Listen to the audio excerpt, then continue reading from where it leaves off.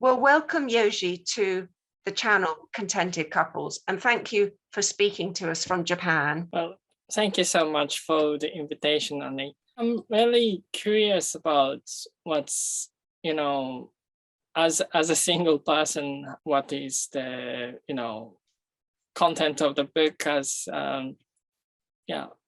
was it about a successful relationship or so many, features of roles in the relationships, and what it's really about? It's actually both. It's about people where the couples experience themselves as contented.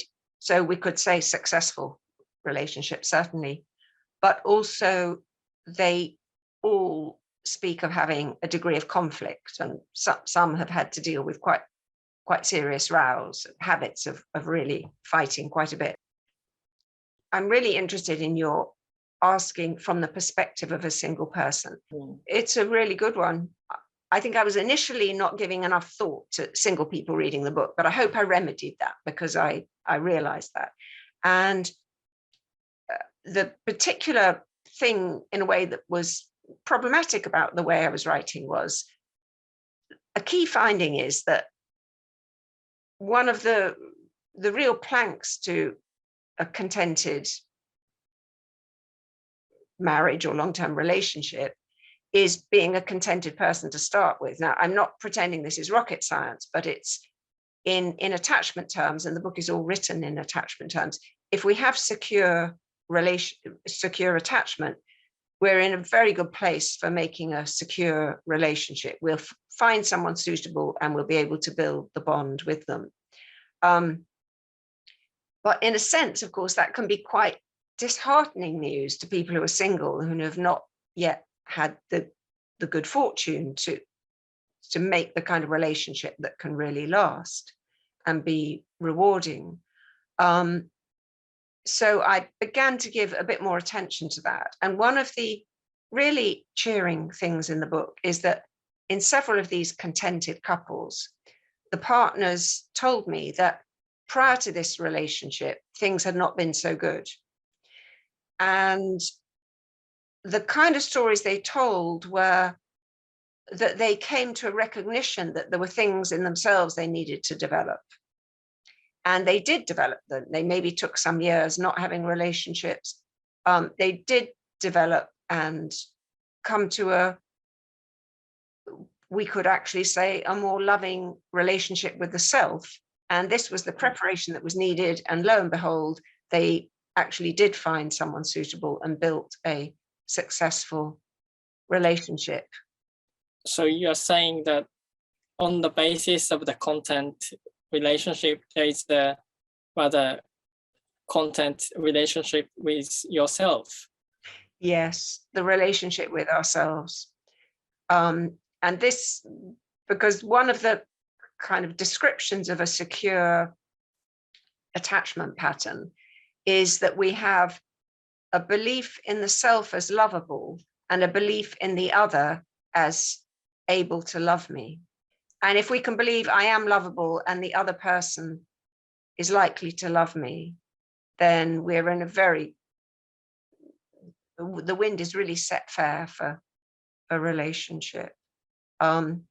But of course, many of us come from homes where things were not so easy for the parents and children, and there are wounds there, and those wounds can mean that we feel I'm not really lovable, or that the other person is not so likely to love me, or they're likely to leave me. That's an internal belief that some people carry.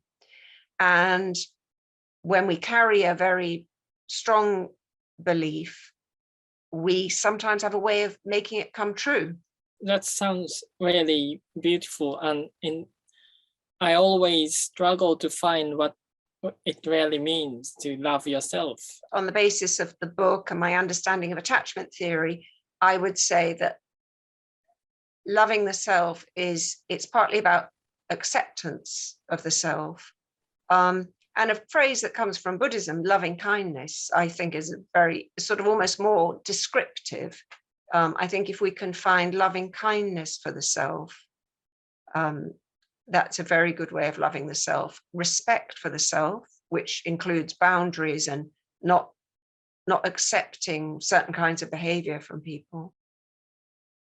Yeah, the thing about the loving kindness in more psychological terms is that would involve not being too harsh on the self. Mm-hmm. So in Freudian terms, we talk about the superego, which is our self-critical part. Mm-hmm. And a certain amount of superego is very valuable. It's our conscience. But so often we have a very strict superego, which is quite cruel to us if things go wrong.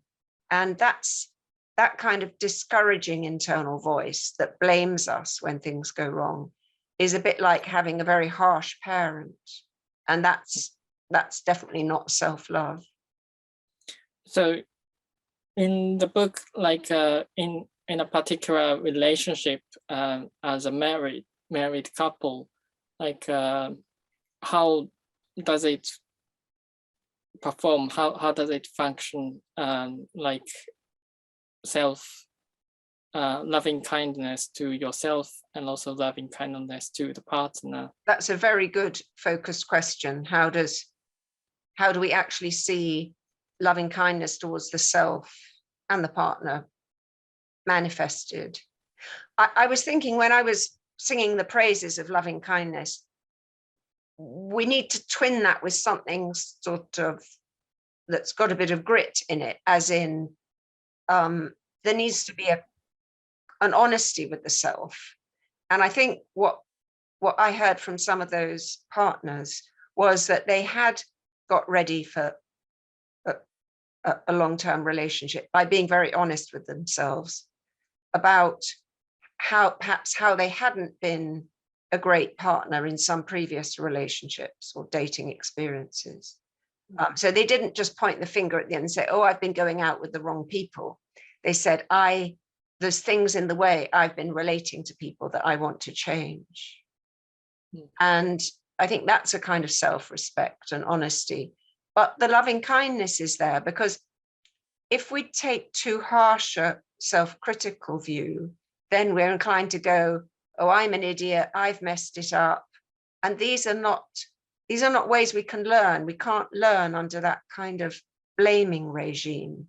But if there's a compassion for the self, then it's, I didn't do too well there, and I think I understand why, and I want to change that. Then that's I suppose what I think of as loving kindness. And I did hear about that in terms of people in their earlier single lives, sort of becoming, in a sort of more catchy phrase, relationship ready. I think it's really important to for these two people who are ready to start relationship meets. But I think during the course of relationship, I think there is a moment like one doesn't feel really ready to continue. What happens during Javier wrote about the point like the breaking up, the relationship breaks up. Or... Are you pointing to cases where one person wants to end a relationship and the other doesn't? Is that the kind of... Mm-hmm. Yeah, well, that will involve a lot of pain, for sure. Unrequited love. Sometimes in those cases where one person ends the relationship, the other will in time feel actually they did us a favor. It wasn't going well, because often there is one person who clings on a bit more, whose kind of fear of being alone is greater, and therefore they might want to stick with the relationship even though it wasn't really working out. But of course, that in a sense, that's one of the topics we definitely didn't cover, because these are couples who had a very firm commitment to each other. So despite some very rocky times, they stayed together. they would have had that experience of ending possibly with previous relationships, not entirely, because some of the couples I met in my research are in arranged marriages, so they wouldn't have been dating or having previous relationships. I'm really interested in some aspects of Japanese romantic life, because I know that arranged marriages are a more recent feature in the Japanese culture. I think you said to me that in your parents' generation, it was a more popular idea, fairly current. So I think it's interesting for a culture to have arranged marriage as kind of part of the known landscape, but not what's normally done now. Yeah, as you mentioned, omiai, it's called in Japanese. The arranged marriage is still kind of known. It's hasn't been forgotten. There's even an app. It's a dating app like a Tinder, but named omiai, which is arranged marriage. Omiai. Yeah. We certainly have a kind of imagination around marriage, and it's something to be arranged between families, between households. So it's not only just a romantic relationship, marriage. The point about arranged marriage being a relationship between two households more than a romantic affair is really interesting, Yoji, because that's definitely what I heard from my interviewees who were in arranged marriage. 5 couples in my research in the book were in this kind of a marriage. And that was the thing that I really came away understanding, that this is the choice of a partner is made very much with the family in mind. Thank you so much for talking, Yoji. Thank you for unfolding some of the content. If you're interested to hear more about arranged marriage, watch out for future videos, because I will be in conversation with people who are embedded in this tradition and can talk to us about what an arranged marriage means. But for today, thank you so much to Yoji.